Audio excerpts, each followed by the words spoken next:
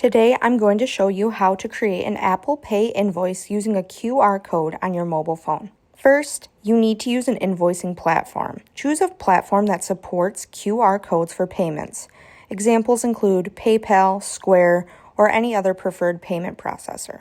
Next, create an invoice.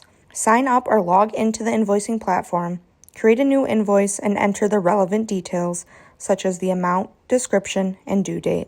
Make sure to add Apple Pay as a payment option and ensure that Apple Pay or your desired payment method is set up within the invoicing platform. Now the easy part, generate the QR code. Once you've added Apple Pay as a payment option, if needed, the platform may provide an option to generate a QR code for the invoice.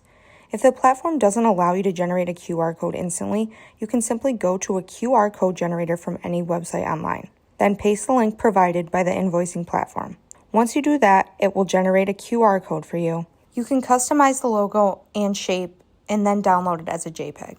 You can print this QR code for use later. To share the invoice, send it to your customer through email, messaging, or your preferred communication method. Your customers can then scan the QR code using Apple Pay or their preferred payment app, making the payment process more convenient.